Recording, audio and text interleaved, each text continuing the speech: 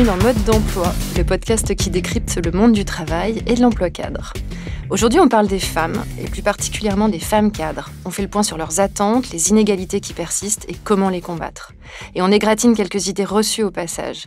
Pour en parler, je reçois Laetitia Gneudeau, directrice générale adjointe de l'APEC et membre de la formation égalité professionnelle du HCE. Bonjour Laetitia. Bonjour Caroline. Et Gaëlle Bourron, responsable adjointe du pôle études de l'APEC. Bonjour Gaëlle. Bonjour Caroline. Aujourd'hui, on parle donc des inégalités qui touchent les femmes au travail. On va peut-être commencer par faire un état des lieux. Ces inégalités, est-ce qu'elles ont tendance à se réduire ou au contraire à s'accentuer? Gaëlle, je me tourne vers vous. Que disent les salariés quand on les interroge? En tout cas, la très grande majorité des cadres jugent que les inégalités entre les hommes et les femmes dans le monde du travail ne se sont pas réduites ces 5 dernières années, donc on peut difficilement acter d'amélioration. La rémunération et l'accès au management sont au cœur de ces inégalités, mais ces inégalités, elles reposent aussi sur un point de départ qui est fondamental, qui est attesté par l'INSEE depuis des années et qui n'évolue que très peu.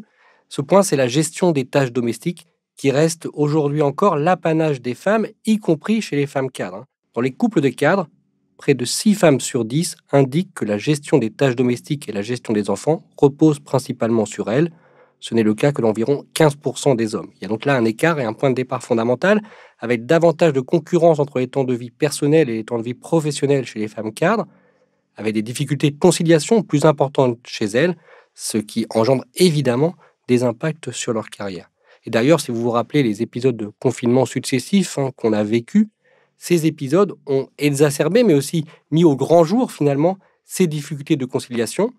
Et par exemple, pendant ces confinements, différentes études, dont les études de l'APEC, ont bien montré que les femmes cadres ont davantage que les hommes cadres géré seuls le travail scolaire des enfants. Alors Laetitia, Gaëlle l'a évoqué, le confinement, ça a permis l'émergence d'organisations du travail plus pérennes, comme le télétravail, qui était pratiqué auparavant mais qui s'est fortement développé. Est-ce que c'est une bonne nouvelle, le télétravail pour les femmes cadres? Oui, bien sûr, c'est une bonne nouvelle, et pour les femmes et pour les hommes d'ailleurs.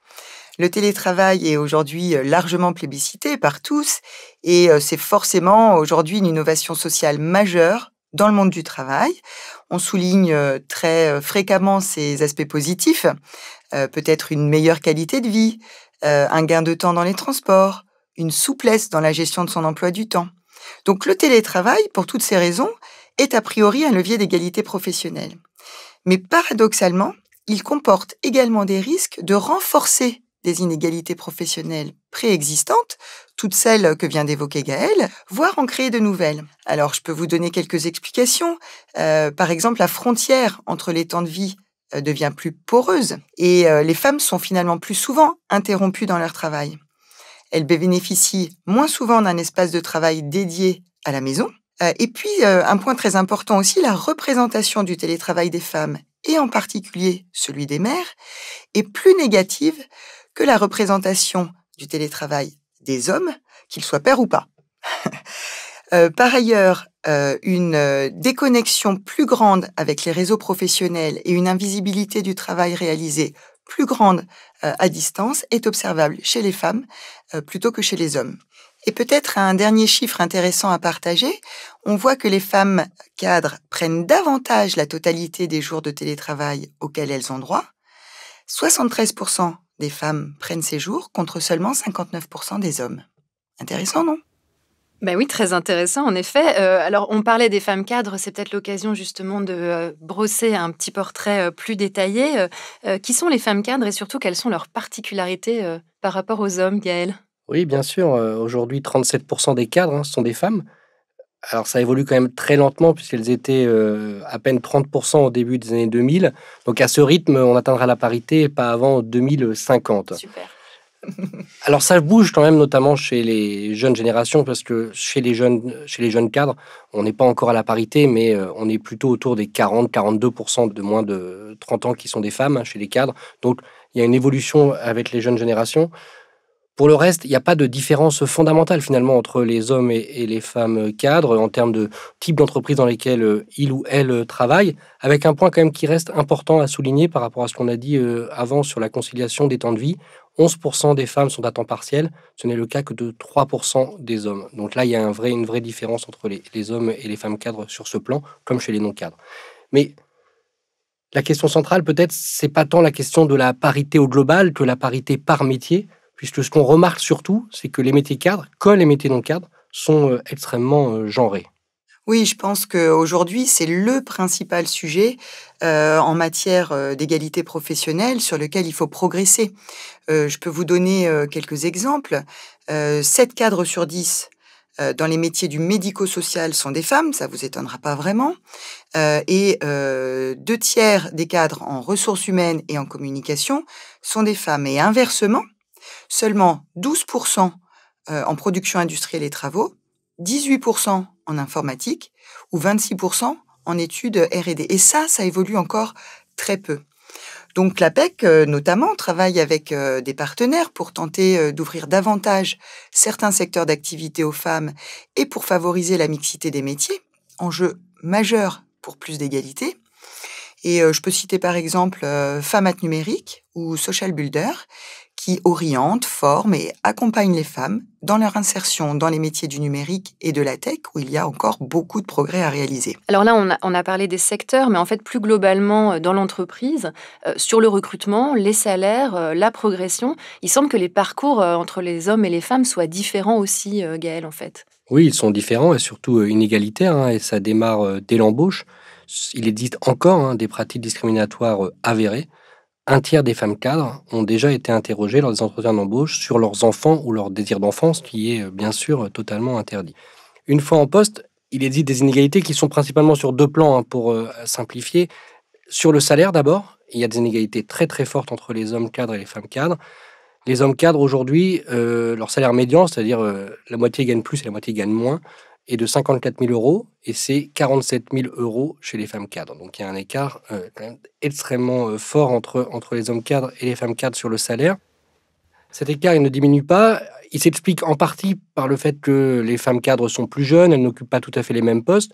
Mais quand on fait des calculs pour neutraliser toutes ces variables, en regardant ce qu'on appelle à profil identique, donc toutes choses égales par ailleurs, il subsiste un écart de 8% qui peut s'apparenter à de la discrimination.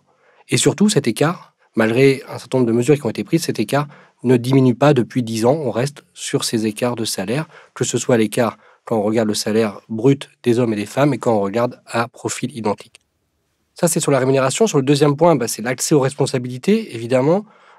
C'est quelque chose qui est là aussi largement documenté. 33% des femmes cadres sont managers aujourd'hui contre 46% des hommes. Là encore, un écart qui est important.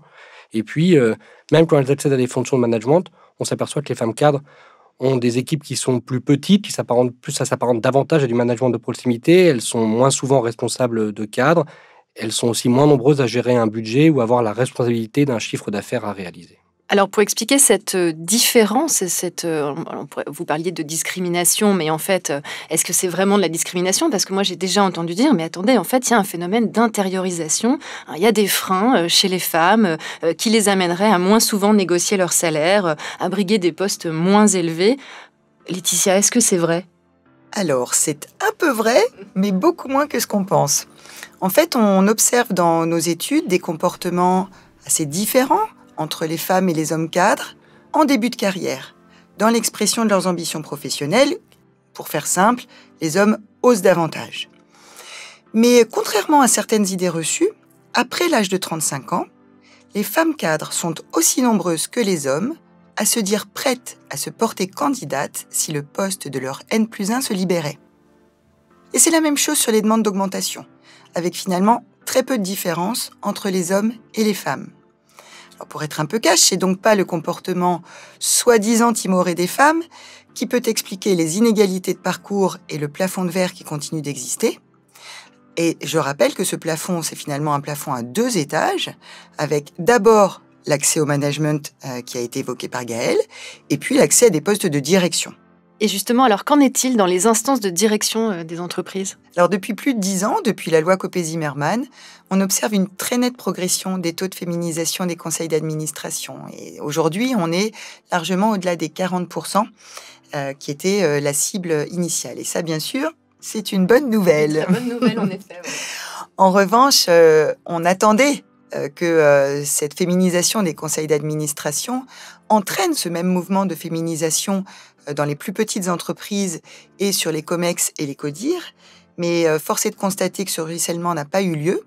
Et la progression, elle existe, bien sûr, mais elle est encore trop lente sur ces instances dirigeantes.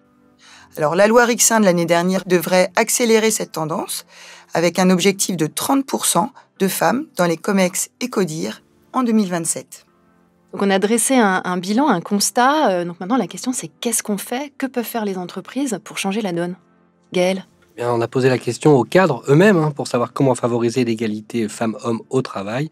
Et selon les cadres, les 3 premières réponses, les 3 premières priorités sont les niveaux de rémunération en 1, les mentalités des managers, des dirigeants en 2 et la conciliation vie privée, vie professionnelle en 3.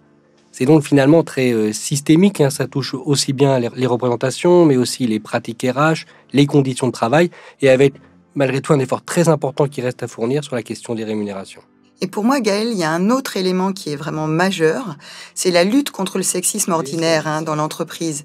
41% des cadres disent avoir été témoins de propos ou de comportements sexistes dans leur entreprise, au moins de temps en temps. Et c'est vraiment ce sexisme ordinaire qui est tout à fait banalisé, parfois sous couvert d'humour ou autre, qui est l'un des premiers facteurs de discrimination entre les femmes et les hommes. Et je pense que sur ce point, les entreprises doivent agir et ne doivent pas laisser perdurer ce type de comportement. Alors peut-être pour exemple, je peux parler de l'APEC. L'APEC, avec de nombreuses autres entreprises, a rejoint la démarche Stop au sexisme ordinaire en entreprise, qui est coordonnée par l'Association française des managers de la diversité et qui marque 8 engagements concrets pour lutter contre ce sexisme ordinaire. Et au-delà de ça, si je reste sur l'APEC, on mène également d'autres actions, bien sûr, en faveur de l'égalité professionnelle. Et je peux citer le dispositif de mentorat qu'on a mis en place l'année dernière pour accompagner les femmes qui souhaitent accéder à des postes de manager. Donc votre message, Gaël, Laetitia, c'est donc que tout le monde a un rôle à jouer pour lutter contre ces inégalités. Ah oui, bien sûr, pour les cadres, les acteurs les plus à même de favoriser l'égalité professionnelle entre les hommes et les femmes, ce sont d'abord les acteurs de l'entreprise, les dirigeants, les ressources humaines, les managers. Mais cela ne suffit pas, et c'est justement tout le sujet. Il faut des actions simultanées, concertées, négociées entre ces acteurs de l'entreprise, mais aussi les pouvoirs publics, les syndicats, les fédérations professionnelles ou les associations. Donc oui, tout le monde a un rôle à jouer.